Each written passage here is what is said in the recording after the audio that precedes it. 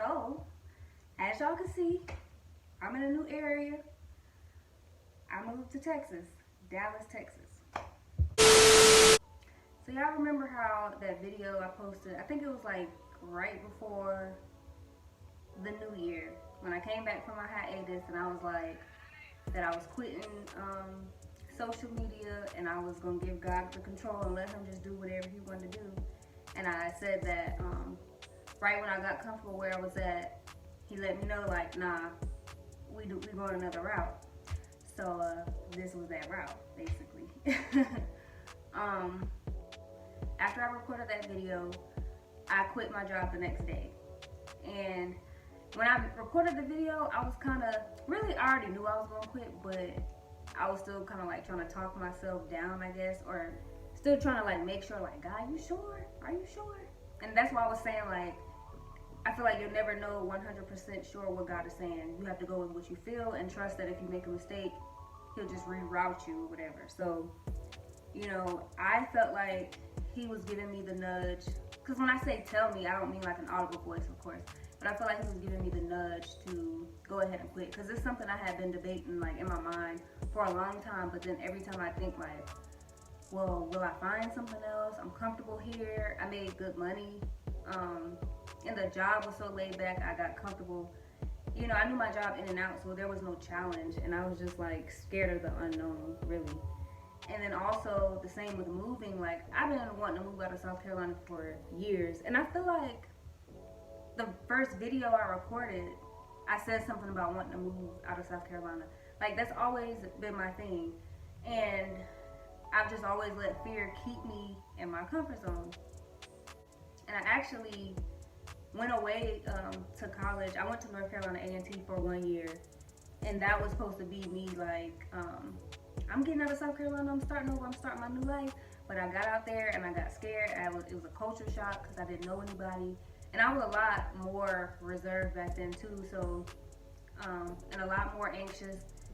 So that didn't work out. I came right back home, right back to Columbia, and I've been there since. And this time, it's going to be different. It got to be different, you know. I feel like this is my second chance to branch out, you know. And this time, I'm not gonna let that fear run me back home, run me back to the crib, because I ain't got nothing there anyway. So I might as well make it work out here. Ain't no choice. I didn't have adequate savings because, see, at first, I was gonna move like right before COVID hit. I was planning to switch apartments, and I was like, I'm gonna start looking for jobs out of state because this is the year I'm gonna leave. And then when all that stuff happened, I postponed it because I'm like, well, this ain't the time to be traveling. And then like somewhere along the line, again, I got comfortable and I was like, I'm gonna just stay here. So the money that I was saving like towards moving, I started spending it, like not frivolously, but I started using it like to pay off my car and to pay my student loans and stuff like that. Cause I was like, well, I'm gonna just get ready to buy a house or whatever. And I'm gonna stay here. So, I stopped, like I always put savings aside, you know, for a rainy day, but I stopped like, okay, I'm gonna put this money aside for when I move. I stopped thinking, like I completely forgot about that idea. And then like right around, maybe like a month after I got saved and I was like really in my word and stuff like that, I started getting the same idea again, like, it's time for you to quit your job, it's time for something new. And I would contemplate it and I'd be like, okay, yeah, I'm gonna quit, but again, I would talk myself right back out of it. And see, really the plan was, what I told myself was, I was going to save at least $10,000 by December 31st, 2020. And really what I wanted to do was move back home. I had planned on, this is before I even thought I was going to like live out of state. I was really just gonna save up money, move back home, and kind of just decide what I wanted to do from there. But to be honest, like the closer it got to that, I was just like, I don't want to impose on other people. You know, like I'm almost 30. You know what I'm saying? And not that there's anything wrong with moving back home, because at this point, like, my pride is out the window. I'm not too good for nothing. I'm not too good to go backwards or to start from the bottom and come back up. But again, I'm thinking of how will that affect the people that I'm leaning on to support me, you know? So I just kind of feel like I'm in a space now where, you know, it's time for me to make things work on my own, you know? So, yeah, so that plan was next. And I remember, like I said, like a month after, maybe like around September, I was like, all right, I'm gonna move this time for real. No, probably like a month around September, I was debating on quitting, but then I decided, I knew I was gonna quit, but I said not right now. I knew that this wasn't the time, like I prayed on it, and I just kept getting that feeling that now is not the time, but it is coming. So again, time passes by, and see, like I said, my plan was to, I'm gonna build my platform up so that way I can start getting monetized, so that way I can start making money, then I can start other businesses, because now I'll have an influence. I have people that I can market my stuff to, you know, and I don't have to start from the ground up. But that just wasn't working. My channel is just not growing fast. It's not. Mine is going to be slow and steady. If it even grows, like I said, this might be all the viewers I had. It might just forever be a small channel. This might be a stepping stone to something else. And I had to be okay with that. And once I got to the point where I was okay with that, and I was like, okay, maybe God has something else for me. I'm going to stay at my job for now, and I'm going to just be happy with what I got, and I'm going to continue to do my videos, but I'm going to have them just for fun, you know, and just to help the people who watch, not to gain anything monetarily. And I remember I was on the phone with my friend. We would do these weekly chats, like every Sunday, to kind of check in with each other about like our goals and things like that. And we were talking about vision boards, and just the goals we had for 2021. And I remember saying, like, I ain't got no vision. I ain't making no plan, because God gonna do what he wanna do anyway. And nothing in 2020 went the way I thought. So I was just like, I'm not doing it this time. It's too much stress trying to figure out, okay, I got this goal and I gotta do this, I gotta do that. And then, not to mention, like, y'all know how long I've been on this healing journey. I'm just to the point where I just wanna have fun now. Like, I've done self-development. Yes, I still have progress, but you're never gonna be perfect. You're never going to be completely healed. So at this point, I'm like, I'm just trying to enjoy life. I'm gonna enjoy where I'm at. And then I'll continue to grow just naturally as things, you know, progress. I'll learn, but I didn't want to be so focused on what I got to do next to improve, what I got to do, what goal I got to meet. So I was just like, I'm good, I'm chilling. I'm going to have fun this year. And like literally 10 minutes after I got off the phone with them, I watched the sermon. And it was the same, the sermon kept popping up like that whole week in my recommendations on YouTube, but I kept pushing it off, but I kept seeing it. And the title was Prepare for More.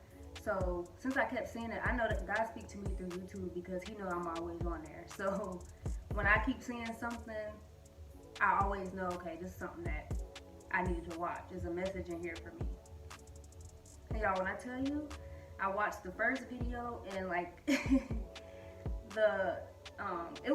think it was like a 10-part series. No, it might have been like 7 or 8 parts. And he starts off and he's like, this is a prophetic word for 2021. And I'm like, oh Lord, here we go. And I just knew, I was like, this is gonna be something very specific. Excuse me. Yeah, I can't even remember like the words, but it's like you hear something and you know it's God talking directly to you. And I'm gonna link the series too in this description bar, just in case somebody wanna watch it, because it might be a word in there for you too. But basically he was just saying it was based off of Abraham, or Abram at the time in the Bible, how God told him to go to a land that he would show him.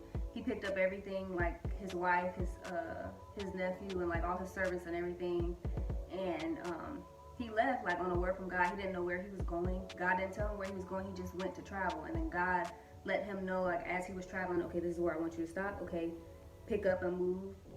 This is the land I'm gonna give you. Like, he didn't know anything. He just followed the Lord. He had that faith. I know that you've gained a lot of success in life, and I know that you've studied, and I know you got your master's degree, and I know you got your bachelor's, and I know you're studying for your doctorate. But you have to leave what you know if you're preparing to go where God is calling you to go. He said, I want you to leave your native country. You know the place that you were born and raised? I need you to leave that.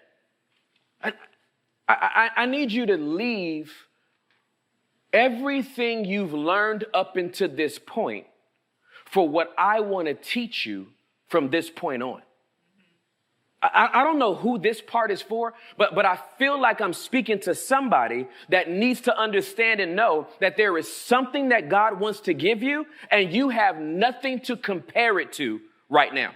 You have nothing that you've ever experienced in your life to compare what God wants to do at this season of your life. And if you're scared to take a step because you believe that that you need to know everything before God, before you decide to be obedient to what God's telling you to do, then you might miss the blessing that God has in front of you because you won't leave what you know. And that's what it was grounded around.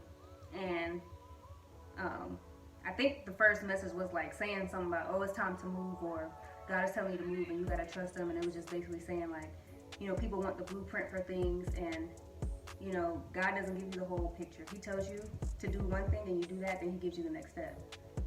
And it's like, you can't get those other steps until you make the first one. You got to trust.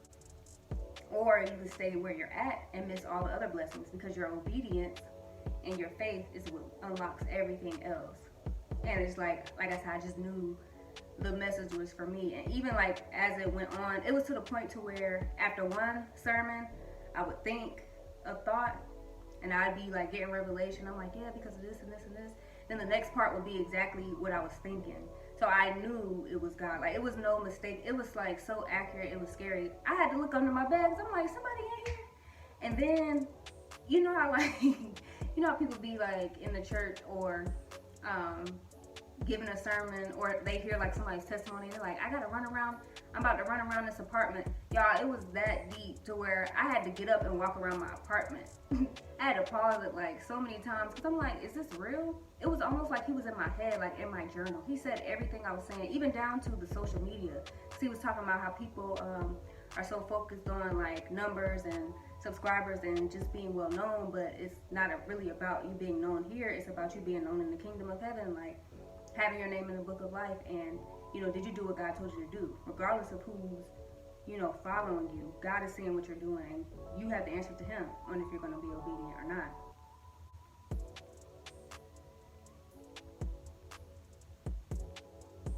And then there was a message too about people who are used to giving.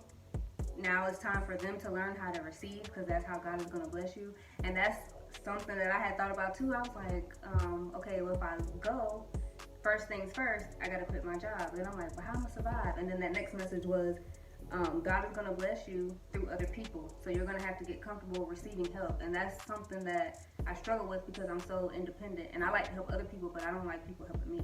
So now God has me in a season where I need help from other people. And I've had to, for the most part, I'm still good. Like I said, I still got a little bit of savings, but it ain't much. Like, when I tell you I have enough, I have just enough to do what I do, to do what I need to do. And I feel like I'm all over the place, but it's just like, it's so much, because I haven't like checked in so long, and I've been trying to keep this a secret till everything happened. So just try to stay with me, and hopefully I don't forget nothing, any details. But yeah, that was the gist of the message. Like, I just knew it was for me. I knew it was God saying, this is the time for you to quit. This is the time for you to go. You're scared, and since you didn't want to go on your own, now I'm going to push you out, and you got to do it. Either that, or you stay where you at, and I'm not going to bless that. So whatever happens is going to be on you, because you didn't do what I told you to do. So it was one of them situations like, you go or you get left behind. And I'm not getting left behind, because I put in too much work. And I want, like I said, I want the best that God has for me. And that requires me to be uncomfortable. You can't hold on to what you had before expecting God to pour in.